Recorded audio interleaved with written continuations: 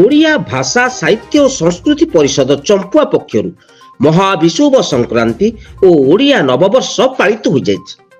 ଓଡ଼ିଆ ଭାଷା ସାହିତ୍ୟ ଓ ସଂସ୍କୃତି ପରିଷଦର ସଭାପତି ତଥା ଚମ୍ପୁଆ ଉପଜିଲ୍ଲାପାଳ ଉମାକାନ୍ତ ପରିଡ଼ା ଓ ସମ୍ପାଦକ ଭକ୍ତବନ୍ଧୁ ପ୍ରଧାନଙ୍କ ନେତୃତ୍ୱରେ ମହାବିଷୁବ ସଂକ୍ରାନ୍ତି ଭକ୍ତିପୂତ ଭାବରେ ପାଳନ କରାଯାଇଥିବା ବେଳେ ଓଡ଼ିଆ ଆଧ୍ୟାତ୍ମିକତା ଓ ସଂସ୍କୃତିକୁ ବଜାୟ ରଖି ଅନୁଷ୍ଠାନ ତରଫରୁ ପଣା ବଣ୍ଟନ ସହିତ ପ୍ରସାଦ ସେବନ କାର୍ଯ୍ୟକ୍ରମ କରାଯାଇଛି।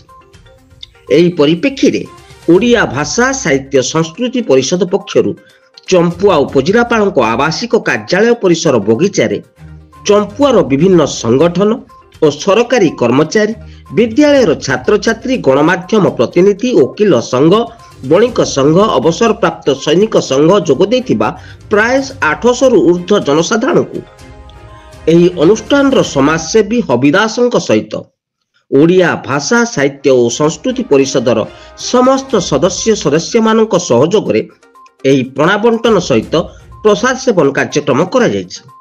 ଏହି ଅବସରରେ ଓଡ଼ିଆ ଭାଷା ସାହିତ୍ୟ ଓ ସଂସ୍କୃତି ପରିଷଦ ପକ୍ଷରୁ ଭଜନ ସମାରୋହ ଅନୁଷ୍ଠିତ ହୋଇଥିଲା, ଯାହାକି ସ୍ଥାନୀୟ କଳାକାରମାନଙ୍କ ଦ୍ୱାରା ଭକ୍ତି ଭଜନ ପରିବେଷଣ କରାଯାଇଥିଲା ବେଳେ ଉପଜିଲ୍ଲାପାଳ ଶ୍ରୀ ପରିଡ଼ା ନିଜସ୍ୱ କଣ୍ଠରେ ଭଜନ ଗାନ କରି ଏକ ସୁନ୍ଦର ଭକ୍ତିମୟ ପରିବେଶ ସୃଷ୍ଟି କରି ସମସ୍ତଙ୍କ ପ୍ରିୟଭାଜନ ହୋଇପାରିଛନ୍ତି।